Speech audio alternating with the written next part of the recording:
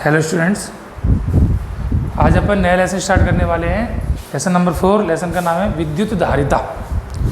Electrostatics यानी स्थिर विद्युत की जो अपनी एक यूनिट है, उस यूनिट का ये चौथा लेसन है। लास्ट लेसन मान सकते हैं इसको, फोर्थ लेसन और लास्ट लेसन इसका। लेसन का नाम है विद्युत धारिता। तो क्या है विद्युत धारिता? तो इसमें जो शब्द है धारिता, तो धारिता का अर्थ क्या होता है? अंग्रेजी में इसको बोलते हैं कैपेसिटेंस। तो कैपेसिटेंस का अर्थ क्या है? धारिता।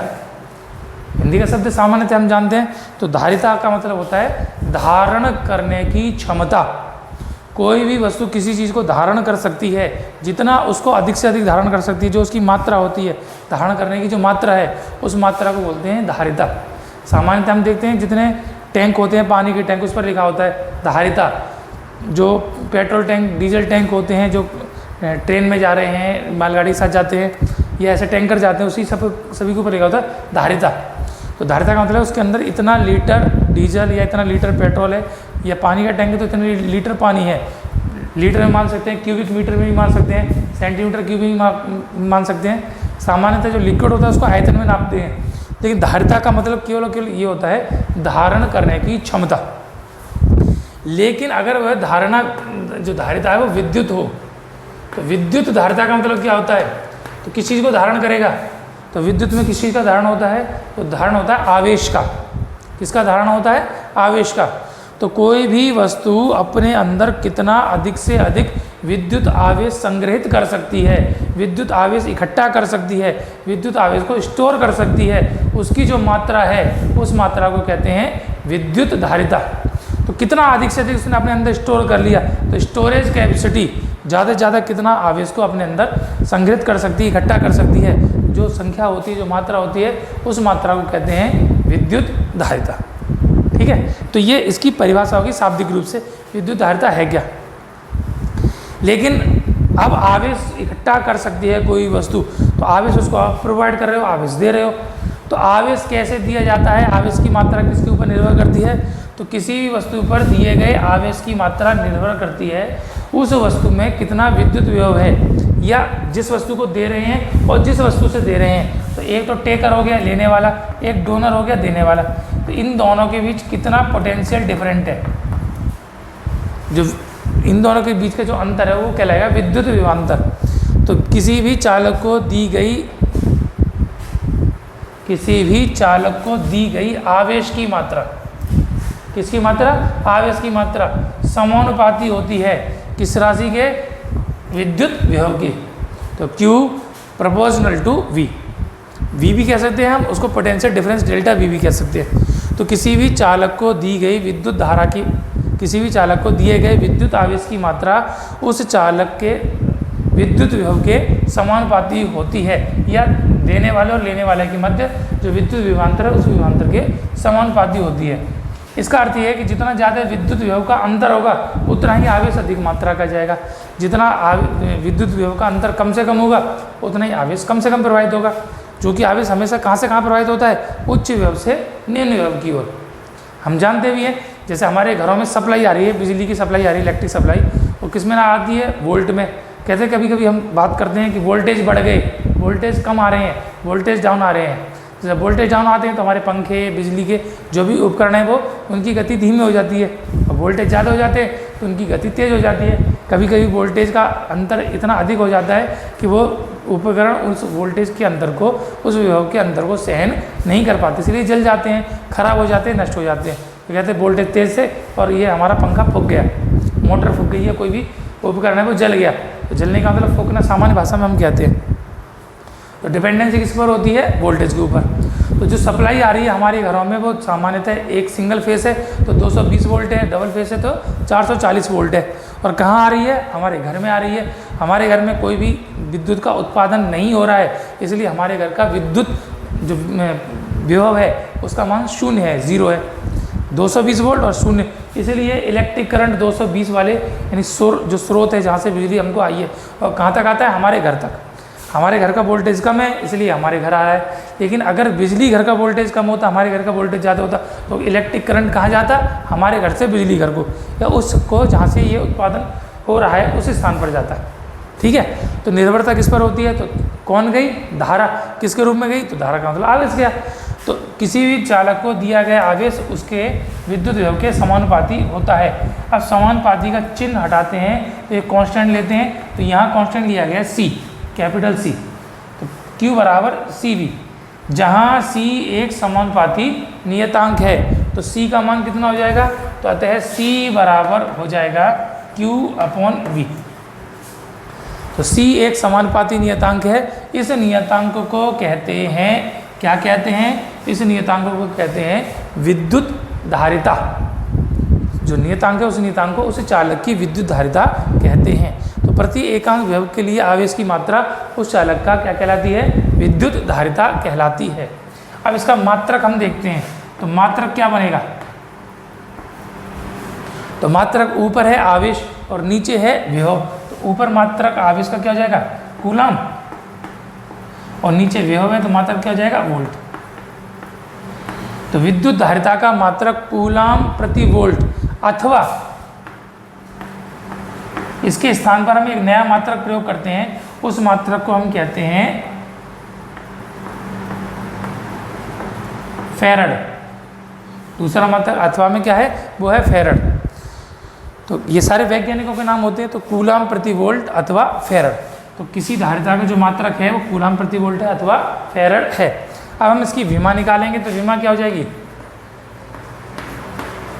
विमा ऊपर है कूलाम, कूलाम यानी आवेश, आवेश का विमा क्या होती है? T1A1। नीचे है वोल्ट, वोल्ट यानी विद्युत विभव, विभव का मतलब W/Q। तो इसकी विमा कितनी हो जाती है? M1L2 T-3A-1। कैसे होती है? तो V बराबर W/Q। W की M1L2 T-2 और Q की होती है T1 और A1। ऊपर जाएगा तो M1L² T⁻³ हो जाएगी, A⁻⁻1। तो ये किसकी विमा है? ये विमा है विद्युत विभव की, M1L2 T-3A-1। ठीक है, अब इसको यहाँ पर ले जाएंगे, हम सॉल्व करेंगे तो क्या हो जाएगा? M ऊपर जाएगा तो पावर का चिन्ह बदल जाएगा, M⁻⁻1। L जब ऊपर जाएगा तो इसका पावर भी बदल जाएगा, -2। T ऊपर जाएगा तो +3, ऑलरेडी 1 है तो T +4, और A ऊपर जाएगा तो +1, नीचे से ऊपर गया A भी +1 तो पावर हो गई 2। तो विमा कितनी हो जाती है? M-1 L-2 T+4 और A+2। तो विद्युत धारिता का मात्रक कूलाम प्रति वोल्ट अथवा फैरड होता है, और इसकी विमा M-1 L-2 T+4 और A+2 होती है। किसकी विमा है? यह है विद्युत धारिता की। मात्रक किसका है? विद्युत धारिता का। लेकिन यहाँ पर हमने जो फैरड लिया है इसके बारे में कहा जाता है ये एक बहुत बड़ा मात्रक होता है, यानी बड़े अमाउंट के लिए इस फैरड का उपयोग किया जाता है। सामान्यतः हम जिन चालकों का उपयोग करते हैं उनकी धारिताएं छोटी होती हैं, छोटी होती है इसलिए हम फैरड न लेकर उनके मात्रक क्या लेते हैं? उनके छोटे मात्रक लेते हैं। तो छोटा मात्रक क्या हो जाएगा? जैसे माइक्रो फैरड। माइक्रो से पहले हम ले सकते हैं मिली फैरड। मिली फैरड भी थोड़ा सा बड़ा होता है, इसलिए सामान्यतः जो लेते हैं तो क्या लेते हैं? Micro farad. है फैरड ही, बदला किसको? हमने मिली को, माइक्रो को। एक चीज़ और होती है नैनो, तो नैनो फैरड। और एक और राशि होती है जिसको बोलते हैं पिको, तो पिको फैरड। चूंकि फैरड एक बहुत बड़ा मात्रक है इसलिए हम उसके छोटे मात्रक मिली फैरड, तो मिली का M, फैरड का F। माइक्रो फैरड, तो माइक्रो का मतलब म्यू और फैरड का मतलब F। नैनो फैरड, तो नैनो का मतलब N और फैरड का मतलब F। पिको फैरड, तो P और F। इस तरीके से हम इसको दर्शा सकते हैं। तो इनका वैल्यू फैरड में कितनी होती है? तो फैरड में कन्वर्ट करेंगे तो मिली का मतलब होता है 1/1000। 1/1000 का मतलब 10 की घात कैसा हो गया? -3। तो ये फैरड। माइक्रो का मतलब होता है 10 की घात -6। 1000 का भी 1/1000 गुना, यानी मिली का भी 1/1000 गुना, तो ये कितना हो गया? 10 की घात -6 फैरड। नैनो का मतलब होता है 10 की घात -9 फैरड, और पिको का मतलब होता है 10 की घात -12 फैरड। तो ये हम छोटे मात्रकों का उपयोग करते हैं किसी भी धारिता की मात्रक को व्यक्त करने के लिए। किसके स्थान पर? फैराड के स्थान पर। ऐसा क्यों करते हैं? तो ऐसा इसलिए करते हैं क्योंकि फैराड एक बहुत बड़ा मात्रक है, इसलिए हम छोटे मात्रकों का उपयोग करते हैं। बात समझ में आ गई? तो ये हो गया आपका विद्युत धारिता सूत्र, विमा, मात्रक और उसके मात्रकों के अन्य छोटे छोटे मात्रक। ठीक, अब हम धारिता के बारे में विचार करते हैं। किसी चालक की धारिता है तो कौन कौन से चालकों के बारे में हम कल्पना कर सकते हैं। तो उसमें से एक चालक के बारे में अगर हम विचार करें तो वो चालक कहलाता है, हमने किसी गोलीय चालक को ले लिया। किसको ले लिया? गोलीय। और गोलीय चालक में मैंने ऐसा लिया जो आइसोलेटेड है। आइसोलेटेड का मतलब किसी दूसरे के किसी भी प्रकार के संपर्क में नहीं है, किसी भी प्रकार के कांटेक्ट में नहीं है, तो उसको हम बोलते हैं विलगित।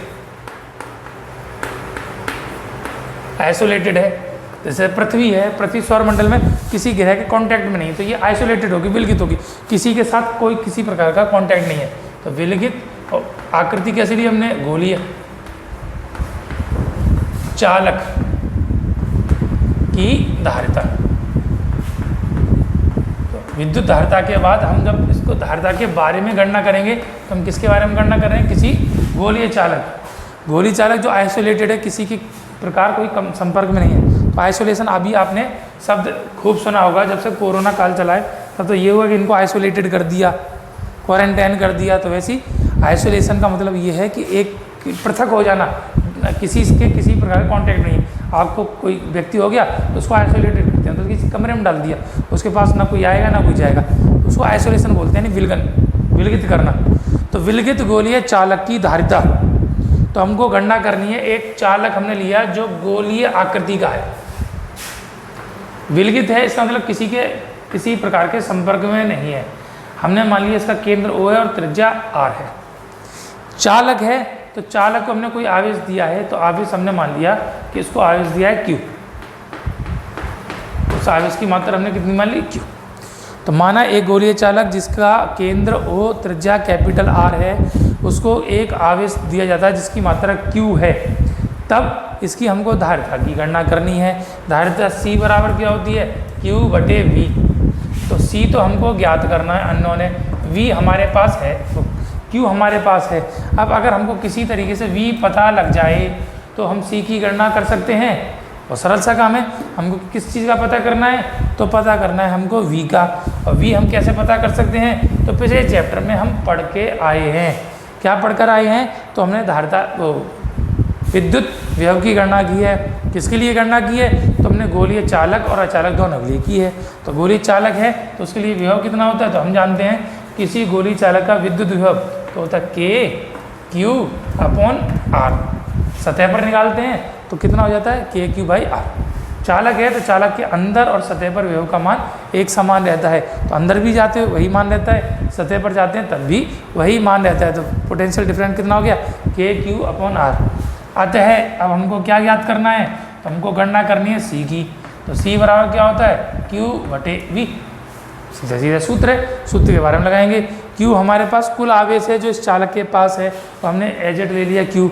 और V हमारे पास कितना है? KQ/R। Q मतलब उस चालक पर उपस्थित आवेश और R उसके केंद्र तक की दूरी या उसकी त्रिज्या।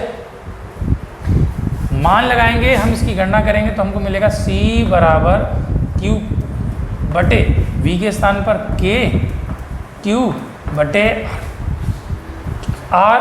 ये जो टर्म है ये ऊपर आ जाएगा, तो क्या आ जाएगा? C बराबर QR/K और Q।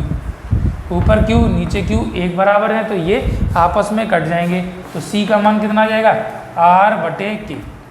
एक सूत्र हमारे पास ये हो जाता है किसी गोलीय चालक की धारिता। धारिता है तो मात्रक फैराड। ठीक, दूसरा हम K का मान लगा सकते हैं। कौन सा मान होता है K का मान? सोचिए, तो जब भी आपको कहा जाए किसी भी चीज़ को सोचने के लिए, तो उसका मतलब है उस समय आपको वीडियो को पॉज करना है और सोचना है। सोचना का मतलब वास्तविकता में सोचना है। अभी कई विद्यार्थियों के पास जाना हो रहा है इन दिनों में, तो समझ में आ रहा है कि बच्चे पढ़ने का जो तरीका लोगों ने बनाया गलत तरीके से बना रखा है। तो किस तरीके से आपको पढ़ाई करनी है, घर पे बैठकर वास्तविकता में पढ़ाई कर रहे हैं, नहीं पढ़ाई कर रहे हैं तो उसका तो कोई इलाज नहीं है। पढ़ाई अगर भाषिता में कर रहे हैं तो कैसे करना है, तो करना कैसे, जैसे आप क्लास में करते हैं तो क्लास में कैसे करते हैं, तो क्लास में बोर्ड पर टीचर आपको पहले पूरा टॉपिक समझाता है, उसके बाद फिर आपको लिखने को कहा जाता है। तो वही काम आपको करना है, पहले टॉपिक समझना है, तो समझने के लिए कहाँ पर समझना है, वीडियो पर समझना है। अच्छी बात यह है कि उस वीडियो को आप अपने समय के अनुसार कभी भी आगे पीछे देख सकते हैं, 2 बार 10 बार 20 बार भी देख सकते हैं, फॉरवर्ड करके रिवाइंड करके भी देख सकते हैं, पॉज करके भी देख सकते हैं। तो इतना अच्छा आपके पास अवसर आया, उस अवसर का उपयोग कीजिए। तो पॉज करना और उसके बाद सोचना, क्या सोचना, तो प्रश्न ये था के का मान क्या होता है। तो कई लोगों के दिमाग में आया के का मान होता है 9 × 10⁹ यही होता है, यही आपने सोचा है, पक्का, बिल्कुल सही बात है। लेकिन हमको यहाँ इसका उपयोग नहीं करना। तो क्यों नहीं करना, तो संख्याओं का उपयोग हमको कब करना, जब हम न्यूमेरिकल करते हैं, यानी आंकिक प्रश्न करते हैं। तो अंकों का उपयोग हमको तब करना है जब हम आंकिक प्रश्नों का उपयोग करते हैं। अब इसका उपयोग तो हमको नहीं करना है, तो किसका उपयोग करना है, तो के की दूसरी वैल्यू होती है, तो क्या होती है 1/4πε0। तो जब भी हम कोई डेरिवेशन करते हैं, कोई भी हम किसी सूत्र का निर्माण करते हैं, तो जब भी अचर राशियाँ होती हैं तो हम अचर राशियों का उपयोग करते हैं, ना कि उसके आंकिक मान का। आंकिक मान का क्योंकि हमने सूत्र में भी यहाँ पर के का यही तो लगाया, उसकी वैल्यू 9 × 10⁹ नहीं लगाई। तो यहाँ पर हम जानते हैं, तो चूँकि के का मान होता है 1/4πε0, अतः अब ये मान हम यहाँ पर लगा देंगे तो हमको सी का मान मिल जाएगा। तो सी का मान क्या मिलेगा, r/k, के का मान 1/4πε0। ये पूरा का पूरा पद ऊपर पहुँच जाएगा, तो सी बराबर हो जाएगा 4πε0r। ये किसी विलगित गोलीय चालक की धारिता है, मात्रक फैरड।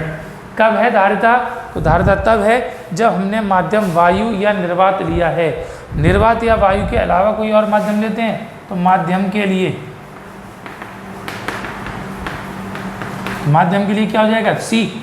ये निर्वात में तो इसको C0 लिख सकते हो आप चाहो तो, नहीं चाहो तो आप इसको C मीडियम लिख सकते हो। किसी को अलग पहचान करनी है तो सी एम की वैल्यू कितनी हो जाएगी, तो 4πε0 इंटू एप्सिलॉन, क्या होता है रिलेटिव, ε0 इंटू εr, और मल्टीप्लाई किसका हो रहा है, r का। ठीक है, तो सूत्र क्या हो जाएगा कि किसी मीडियम के लिए उसकी वैल्यू होती है 4πε0 इंटू εr। हम इसको देखते हैं, तो C medium equal to 4πε0 capital R एक तरफ कर दिया इंटू εr, गुणा में है, आगे पीछे करके लिख सकते हैं। ये जो पहली ब्रैकेट में लिखी है वो किसके बराबर है, वो सी के बराबर है। कहाँ पर, निर्वात में। तो किसी मीडियम में धारिता का मान निर्वात की धारिता इंटू εr के गुणनफल के बराबर होता है। इस तरीके से हम εr की वैल्यू निकाल सकते हैं, सी मीडियम बटे सी। तो एक सूत्र हमारे पास ये भी हो जाता है, किसका मान निकालने के लिए, उसकी आपेक्षिक विद्युतशीलता εr, इसकी गणना करने के लिए। ठीक है, तो कुछ छोटे छोटे सूत्र हैं, इस तरीके से कंसेप्चुअल हैं, उन कंसेप्ट का हमको ध्यान रखते हुए करना है। दूसरी बात अभी आपको बताई थी कि कॉपी में नोट आपको कैसे करना है, तो कॉपी में तब नोट करना जो आप वीडियो देख लें। तो इसका अर्थ सीधा सीधा ये हुआ कि जितना आपको वीडियो में बताया गया है उतना ही नोट करना। आपके पास भले ही PDF फाइल 10 पन्नों की, 15 पन्नों की, 20 पन्नों की भेज दी जाए, लेकिन आपको करना कैसे है, तो करना ऐसे ही है कि 2 पन्ने का अगर हमने वीडियो देखा है, उस वीडियो में 2 टॉपिक हैं, 3 टॉपिक हैं, तो उतनी ही कॉपी में नोट करना, उससे आगे के हमको नोट नहीं करना। ऐसा नहीं है कि हमको नोट्स बना के पहले ही रख लेने, हमको आता है नहीं आता है। हो सकता है कॉपी में जो आपने भेजी गई है उसमें कुछ छोटी मोटी गलती भी हो सकती है, इसलिए पहले उसको समझना, उसके बाद कॉपी में नोट करना। तो किसी गोलीय चालक की धारिता कितनी होती है, तो C बराबर 4πε0 इंटू R, R जहाँ पर उसकी रेडियस है। अब इस सूत्र का उपयोग करते हुए हम एक सवाल के बारे में विचार कर देंगे, और सवाल करते हैं। सवाल क्या है, तो सिंपल सा सवाल है, तो पृथ्वी की धारिता ज्ञात करो। ये आपके पास PDF भेजी गई, उसमें भी सवाल होगा, और ये हर बार कराया जाता है एग्जाम्पल। न्यूमेरिकल बड़ा सरल सा न्यूमेरिकल है। तो सॉल्यूशन देखते हैं। हमको पृथ्वी की धारिता ज्ञात करनी है, तो क्या चाहिए हमको, C बराबर Q/V। Q क्या चाहिए है, आवेश, और V है विभव। तो ना तो हमारे पास पृथ्वी का आवेश है और ना ही पृथ्वी का विभव है, लेकिन हम जानते हैं पृथ्वी क्या है, एक गोलीय चालक है और जो किसी भी प्रकार के कांटेक्ट में नहीं है तो विलगित हो गई। तो विलगित गोलीय चालक, तो विलगित गोलीय चालक की धारिता क्या है? 4 पाई एप्सिलॉन नॉट आर। तो हम जानते हैं चूंकि C = 4 pi epsilon naught r, इसको हम चाहें तो कैसे और लिख सकते हैं? तो एक सूत्र मैंने आपको और बताया था, तो R/K हो जाता है। करने को हम इससे भी कर सकते हैं, इससे कैलकुलेशन हमारी थोड़ी सी लेंथी हो जाएगी, क्योंकि 4 के बाद पाई की वैल्यू लगाना, एप्सिलॉन नॉट की वैल्यू लगाना 8.85 × 10⁻12 और आर पृथ्वी की त्रिज्या उसका मान लगाना। नहीं तो ये एक वैल्यू लगाएंगे तो सीधे सीधे हमारी कैलकुलेशन आसान हो जाती है। करने को आप दोनों में से कुछ भी कर सकते हो, आपके ऊपर डिपेंड है, आप फ्री हो करने के लिए। यहाँ हमको क्या चाहिए? आर क्या है? रेडियस ऑफ अर्थ कितनी होती है? तो 6400 किलोमीटर। हाँ या ना? पढ़ा है आपने, ध्यान है? तो 6400 किलोमीटर, इसको मीटर में बदलेंगे तो 6400 × 10⁻3 मीटर। अब 3 इसको लगाया तो और हम कर सकते हैं, तो R = इसको ले सकते हैं 64 × 10⁵ मीटर। ठीक है, ये वैल्यू हमको यहाँ पर पुट करनी है। पुट करेंगे तो क्या रिजल्ट आएगा? तो रिजल्ट आएगा पृथ्वी की धारिता C बराबर कितनी हो गई? तो धारिता C बराबर होगी हमारे पास R/K। R का मतलब 64 × 10⁵ बटे K का मान 9 × 10⁹। दोनों फिक्स वैल्यू है, दोनों वैल्यू पुट कर दी। पावर 9 ऊपर जाएगी तो प्लस की 9, ऊपर जाएगी माइनस की 9, तो C बराबर हो जाएगा 64/9 और पावर कितनी होगी? +5 - 9। 64 में 9 का भाग 2 कितनी बार जाएगा?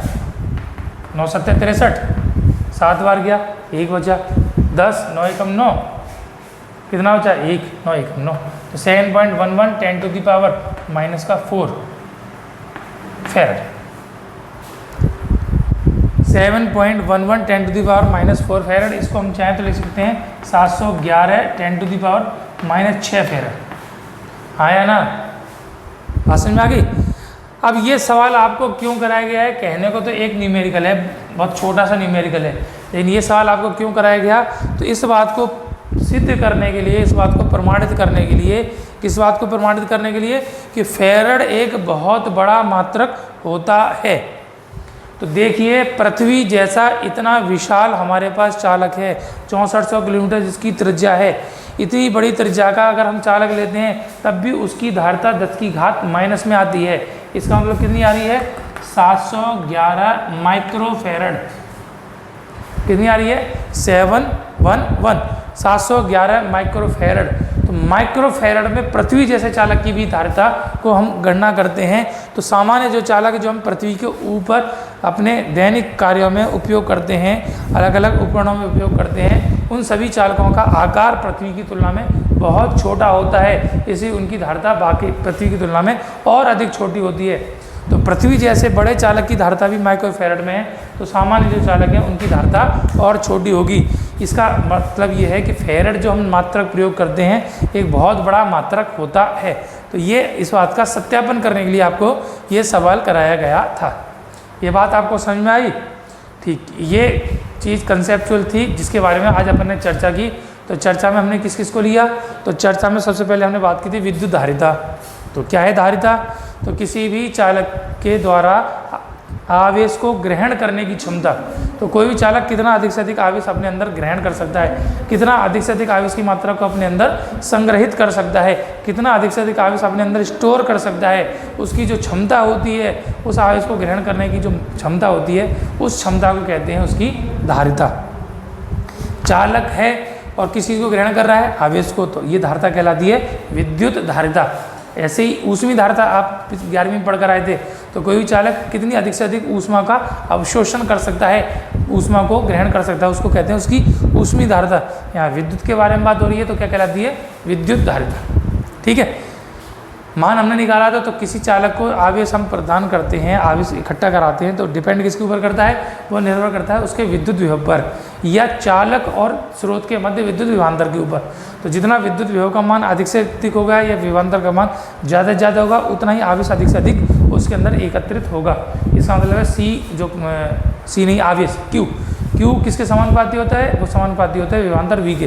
तो Q प्रोपोर्शनल टू V, तो प्रोपोर्शनल कांस्टेंट लेते हैं तो Q = CV, जहाँ C एक समानुपाती नियतांक है। तो C बराबर हो जाता है Q/V आवेश बटे विभव। तो परिभाषा क्या हो सकती है इसकी, तो प्रति एकांक विद्युत विभवांतर के लिए उपस्थित आवेश की मात्रा को उस चालक की विद्युत धारिता कहते हैं। अदिश राशि है, C से दर्शाते हैं। C बराबर Q/V मात्रक कूलाम प्रति वोल्ट अथवा फेरड। फेरड के बारे में बताया, बड़ा मात्रक है तो छोटे मात्रक हम लेते हैं, milli farad, micro farad, nano farad, pico farad etcetera. उसके बाद फिर हमने नेक्स्ट डेरिवेशन किया, तो विलगित गोलीय चालक की धारिता। तो एक गोली चालक लिया जिसकी त्रिज्या R है, उसको हमने आवेश Q दिया है, तो उसकी धारिता क्या होगी, तो धारिता के लिए हमको आवेश के साथ साथ विभव चाहिए। आवेश हमने ले रखा है कितना है Q, विभव कितना होगा, तो विभव V और KQ/R होता है। दोनों मान लगाएंगे, हल करेंगे तो रिजल्ट आएगा C बराबर 4πε0R या C बराबर R/K। कोई माध्यम है तो कितना हो जाएगा 4πε0 इंटू ε0 इंटू εr, इतना गुणा में हो रह जाता है इंटू R। तो ये उसकी धारिता हो जाएगी। उसके आधार पर हमने किसकी धारिता निकाली, पृथ्वी की धारिता सॉल्व करके हमने निकाली, तो 711 माइक्रो फेरड ये धारिता आई। तो इस तरीके से हम कह सकते हैं कि फेरड एक बहुत बड़ा मात्रक होता है। ठीक है, चलिए नेक्स्ट अपन अगले टॉपिक में नेक्स्ट टॉपिक अपन अगले लेक्चर में करने वाले हैं। लेकिन वीडियो को ध्यान से देखिए, बार बार देखिए, समझिए, पॉज करके देखिए, रिवाइंड करके देखिए। लेकिन ये लेक्चर आपको जो भी कराए जाते हैं उनको पूरी तरीके से समझना है। समझने के बाद कॉपी में नोट करना है। केवल नोट कर रहे हो तो आप उसका आपका कोई उपयोग नहीं है, आपके किसी काम के नहीं है। इसलिए प्रैक्टिस करने, नोट करने से पहले उसको समझिए, बार बार समझिए। कोई डाउट होता है तो आप फ़ोन करके पूछिए, लेकिन पूछिए ज़रूर। कहीं दिक्कत आती है, काम कीजिए, पढ़ाई कीजिए। Thank you.